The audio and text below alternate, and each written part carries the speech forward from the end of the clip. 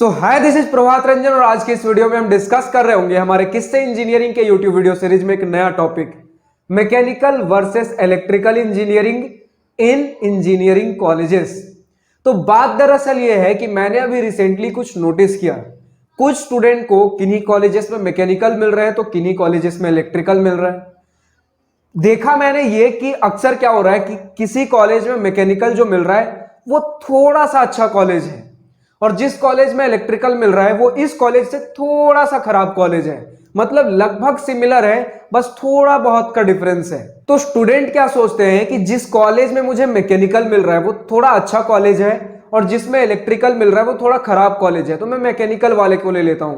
क्योंकि स्टूडेंट को क्या लगता है कि मैकेनिकल और इलेक्ट्रिकल लगभग एक जैसे ही तो ब्रांचेस हैं, वही कोर की कंपनीज आ रही होंगी, लगभग एक ही जैसी कंपनीज होगी जो आपके कोर के बिल्कुल इंडस्ट्री वाले सेगमेंट के कंपनीज हैं।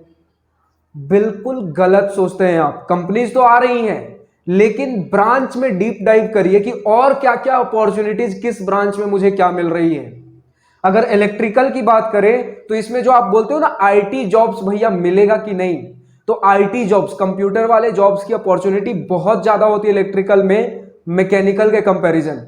अगर आप कोर कंपनी सोच के जा रहे हो, कोर सेक्टर में ही जाना है, यानी कि जिस ब्रांच की आप पढ़ाई कर रहे हो उसी का कुछ जॉब करना है मुझे, तब तो मैकेनिकल और इलेक्ट्रिकल आपके लिए लगभग सिमिलर हो गया। लेकिन अगर आईटी जॉब सोच कर जा रहे हो, क्योंकि स्टूडेंट सोचते हैं कि ब्रांच अभी मुझे कोई सा भी चलेगा लेकिन उसमें मैं खुद से कोडिंग पढ़ूंगा, खुद से प्लेसमेंट के लिए फाइट मारूंगा, वो अगर सोच के जा रहे हो और खासकर ऑन कैंपस प्लेसमेंट में, तो इलेक्ट्रिकल कहीं ज्यादा बेटर ऑप्शन बन जाता है मैकेनिकल से। क्योंकि इलेक्ट्रिकल में बात कर ले तो अगर जितनी भी आपकी कंप्यूटर वाली कंपनीज आ रही हैं 70 to 75% कंपनीज इलेक्ट्रिकल को भी अलाउ करती हैं, लेकिन वही मैकेनिकल में सीन उल्टा हो जाता है। 20 to 25%, 30% कंपनीज गिर जाता है मैकेनिकल तक, और मैकेनिकल तक तो फिर भी ठीक है, उसके बाद मेटलर्जी, प्रोडक्शन, सिविल में और खराब हालत है।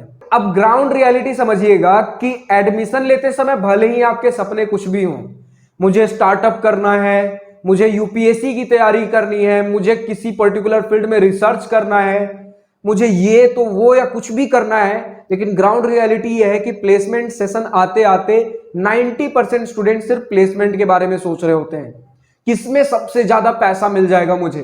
और वहां तब एक स्कोप नजर आता है, कंप्यूटर वाले जो कंपनीज हैं, सॉफ्टवेयर डेवलपमेंट इंजीनियरिंग के जो जॉब रोल्स आ रहे हैं, एसडीई जॉब रोल्स, यानी कि जिसे आप आईटी जॉब्स बोलते हो एक तरीके से, तो वो एक स्कोप दिखता है स्टूडेंट को।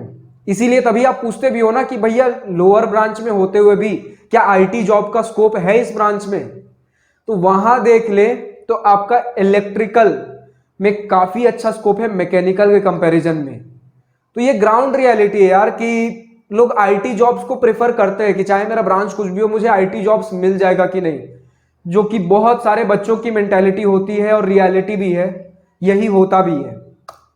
तो इलेक्ट्रिकल में बहुत ज्यादा स्कोप है, जिसकी वजह से आप देखते हो कि इलेक्ट्रिकल के एवरेज पैकेज कहीं ज्यादा होते हैं मैकेनिकल के कंपैरिजन में। लेकिन अगर कोर सेक्टर में जाए तो मैकेनिकल और इलेक्ट्रिकल लगभग सेम टाइप के ही पैकेजेस उतने ही लग रहे होते हैं। मतलब कोर सेक्टर में जिस ब्रांच की आप पढ़ाई कर रहे हो वही अगर आपको प्लेसमेंट चाहिए तो मैकेनिकल और इलेक्ट्रिकल फिर एक जैसे ही आ जाते हैं। और अगर बात कर ले इंडियन इंजीनियरिंग सर्विसेज के हिसाब से तो मैकेनिकल इलेक्ट्रिकल लगभग सेम जैसे ही है, और अगर बात कर ले गेट के हिसाब से अगेन सेम है। तो हर जगह सेम जा रहा है मैकेनिकल और इलेक्ट्रिकल, लेकिन आपका वही software development engineering SD job roles, जिसे आप आईटी जॉब्स भी कहते हो, उसकी बात कर लें तो इलेक्ट्रिकल में कहीं ज्यादा स्कोप है।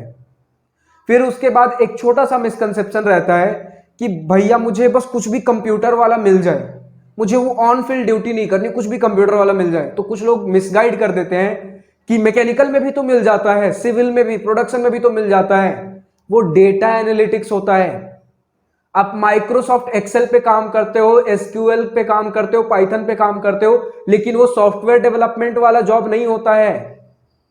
एसडी और डेटा एनालिटिक्स में फर्क होता है। एक बार आप रिसर्च करिए, इसके ऊपर एक सेपरेट वीडियो बना दूंगा मैं कि डेटा एनालिटिक्स एक्चुअल में क्या होता है।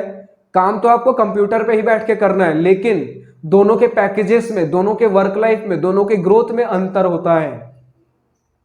आप जो सोचते हो कोडिंग करूंगा, सॉफ्टवेयर बनाऊंगा, वेबसाइट बनाऊंगा, ऐप बनाऊंगा, मैं बग्स निकालूंगा, ये सारी चीजें एसडीई की पार्ट है। डेटा एनालिटिक्स अलग चीज है, ढेर सारा डेटा दिया जाता है आपको डेटा एनालिटिक्स में, उसे प्रोसेस करना होता है, उसमें से कौन से डेटा सूटेबल है, किस तरीके से कंपनीज को उस डेटा को यूज करना चाहिए, ये सारी चीजें डेटा एनालिटिक्स में आ जाती हैं। तो ये सारे जॉब्स तो सभी के लिए है, प्रोडक्शन वाले पे भी लगते हैं, मेटलर्जी में, सिविल में, मैकेनिकल में, सभी के लिए लगते हैं। लेकिन पैकेजेस एसडी वाले नहीं है। जो आप आईटी जॉब जब बोलते हो ना, तो वो एसडी की तरफ चला जाता है, सॉफ्टवेयर डेवलपमेंट, जिसमें पैकेजेस डेटा एनालिटिक्स से ज्यादा होते हैं, जिसमें वर्क लाइफ थोड़ा अच्छा होता है, जिसमें ग्रोथ ज्यादा होती है। तो अगर कोई आपको मिसगाइड कर रहा है कि डेटा एनालिटिक्स वाले भी तो जॉब्स हैं, ठीक है, उसमें आपके कोर सेक्टर से, जब हम बोलते हैं ना मैकेनिकल में या प्रोडक्शन सिविल में, कोर सेक्टर वाले जो प्लेसमेंट पैकेजेस होते हैं उससे अच्छे जाते हैं डेटा एनालिटिक्स में।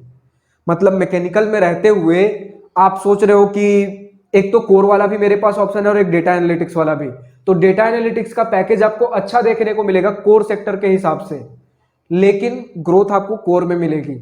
एक फ्रीडम जो होता है, जिसे हम बोलते हैं कि एक अच्छा वर्क लाइफ, वो आपको कोर सेक्टर में देखने को मिलेगा। और धीरे धीरे जो ग्रोथ आपको कोर में मिलेगी वो डेटा एनालिटिक्स में नहीं है। एक स्टेबल करियर आपको कोर में मिलेगा। तो मैकेनिकल, सिविल, ये सारी चीजों में देखिए तो शुरू में हमें लगता है कि कोर सेक्टर में इधर कम पैकेजेस हैं और डेटा एनालिटिक्स ले लूं तो ज्यादा बढ़िया पैकेजेस हैं। बट रियलिटी ये है कि शुरू में तो ऑन कैंपस प्लेसमेंट ज्यादा लग गया, लेकिन उसके बाद की लाइफ कुछ खास नहीं है। इसीलिए आप देखोगे जो ब्रांच, अपने ब्रांच में मैकेनिकल हो गया, सिविल हो गया, कुछ भी हो गया, पढ़ने में टॉपर हैं, अच्छे सीजीपीए ला रहे हैं, फिर भी डेटा एनालिटिक्स जिसमें ऑन कैंपस प्लेसमेंट ज्यादा जाता है उसके बजाय कोर की तरफ जाते हैं, क्योंकि करियर उसमें ज्यादा बेटर है। आज के डेट में आपकी कम पैकेज पर प्लेसमेंट लगी है, क्यों? क्योंकि कंपनी को अभी आपके ऊपर कोर सेक्टर में इंडस्ट्रियल एक्सपोजर के ऊपर भी पैसे खर्चे करने हैं। जब आपका ट्रेनिंग पीरियड पूरा हो जाएगा तो फिर धीरे धीरे प्लेसमेंट्स बढ़ते हैं, आपको और पोस्ट में थोड़ी और ग्रोथ मिलेगी, प्रमोशंस जल्दी होते हैं, वर्क लाइफ थोड़ा बढ़िया होता है। तो ये सारी चीजें हैं। खैर, वही आफ्टर ऑल सॉर्ट आउट मैं वही करना चाहूंगा कि अगर आप सोच रहे हो मैकेनिकल और इलेक्ट्रिकल लगभग एक जैसे ही हैं, तो नहीं है एक जैसे। अगर आप आईटी जॉब का सपना लेकर जा रहे हो, इलेक्ट्रिकल में आईटी जॉब्स की अपॉर्चुनिटी बहुत ज्यादा है मैकेनिकल के कंपैरिजन में, लेकिन बाकी अगर आपको कोर सेक्टर में ही जाना है, रिसर्च में ही जाना है, IES, Indian engineering services, GATE की ही प्रिपरेशन करनी है, तब फिर दोनों एक ही जगह आ जाते हैं, उसमें कोई दिक्कत नहीं है। तो चलिए, इस वीडियो में इतना ही था। अब आप बताइए, और आपकी कुछ डाउट है क्या, तो कमेंट सेक्शन में लिखकर बताइए। फिलहाल इस वीडियो में इतना ही। अगर वीडियो पसंद आई तो लाइक शेयर सब्सक्राइब दिल खोलकर करिएगा, और अगर कुछ दिल की बातें, कुछ मन की बातें लिखकर बतानी हो या पूछनी हो तो कमेंट सेक्शन आप ही के लिए तो है। So thank you for watching this video. Goodbye, have a nice day, wish you all the best for future, enjoy journey.